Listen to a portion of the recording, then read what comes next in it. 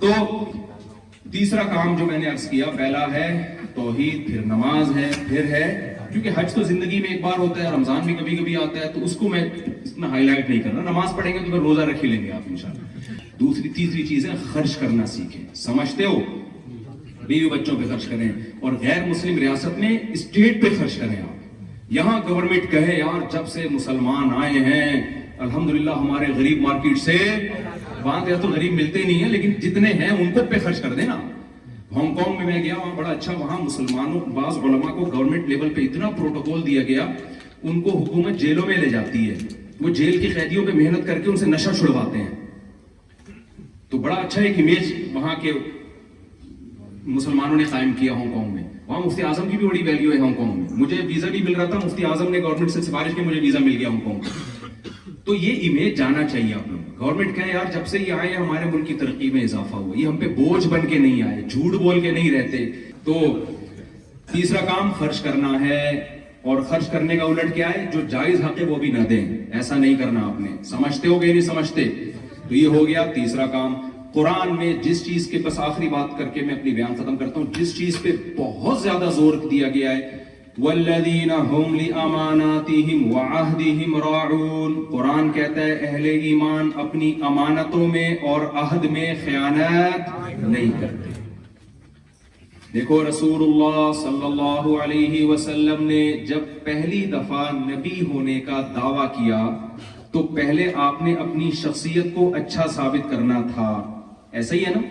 اچھا انسان پہلے، نبوت اس کے بعد. تو آپ نے لوگوں سے جب 40 سال کے بعد آپ نے اہل مکہ کو جمع کیا تو آپ نے اپنی جو بھی آپ کے اندر صفات تھیں اچھی، وہ لوگوں کے سامنے رکھی تاکہ لوگوں کو یقین آ جائے کہ میں واقعی سچا نبی ہوں. تو ان صفات میں آپ صلی اللہ علیہ وسلم جو ممتاز تھے، اس میں ایک کام تھا عبادت. آپ غار حرا میں کئی سال تک جا کر عبادت کرتے رہے ہیں، تو آپ اس عبادت کو لوگوں کے سامنے پیش کر سکتے تھے، لیکن آپ نے اس عبادت کا ریفرنس نہیں دیا.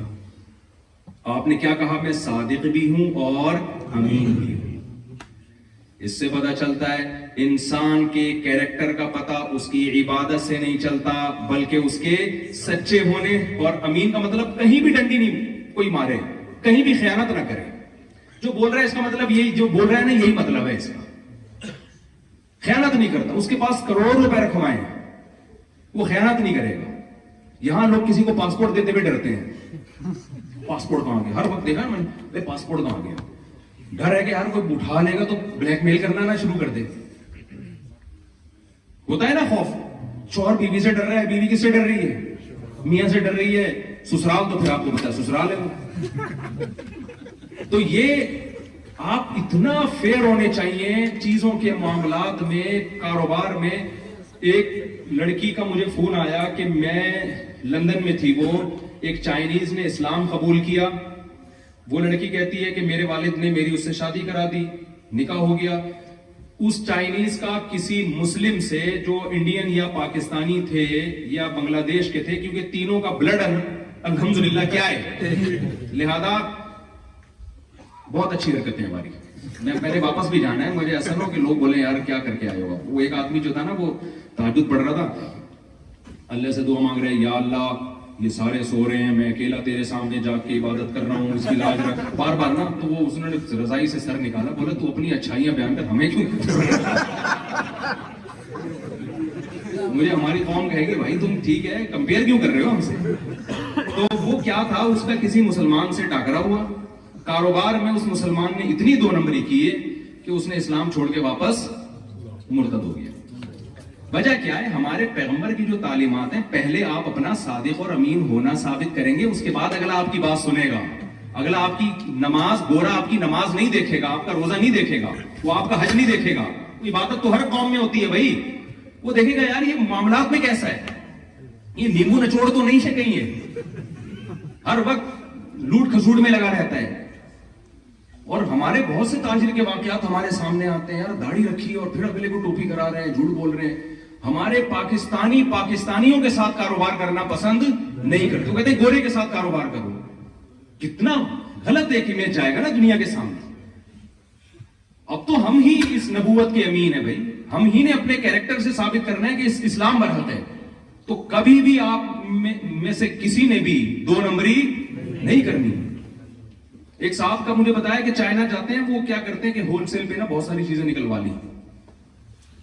اب ہول سیل کے ریٹ الگ ہوتے ہیں, ڈبے بہت سارے کھلوا لیے, اس کے بعد ایک ایک چیز یہاں سے اٹھائی اور اس کو ریٹیل پہ لے جا کے بیچ دی.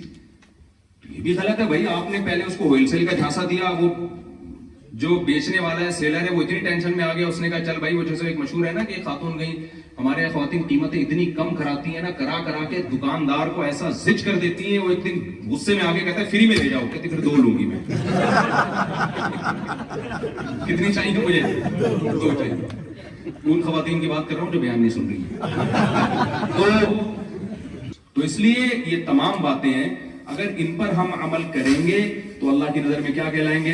اچھے. لیکن آپ اگر آ کے بجائے اس کے کہ جو اسلام کی خوبیاں ہیں یہاں پروموٹ کرنے کے بجائے آپ اسلام کو چھوڑ دیں اور بری چیزوں کے پیچھے چلنا شروع ہو جائیں, تو یہ بہت گھاٹے کا سودا ہوگا, بہت گھاٹے کا سودا. سمجھتے ہو؟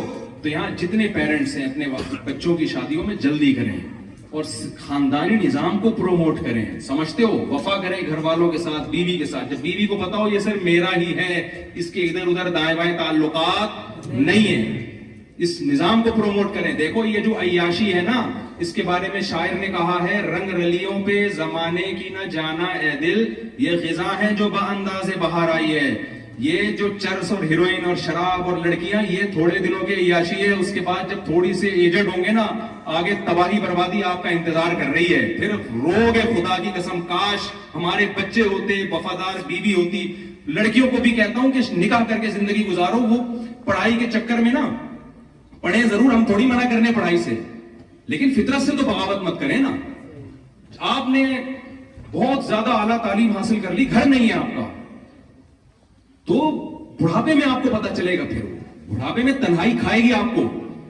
سب چیزوں کو ساتھ لے کے چلنا ہے, کسی چیز کو کسی وجہ سے نظر انداز نہیں کرنا. دیکھو پڑھائی کی وجہ سے آدمی کھانا چھوڑتا ہے کیا کہ بھائی میں چونکہ یونیورسٹی میں پڑھ رہا ہوں 3 سال ہے, میں نہیں کھاؤں گا.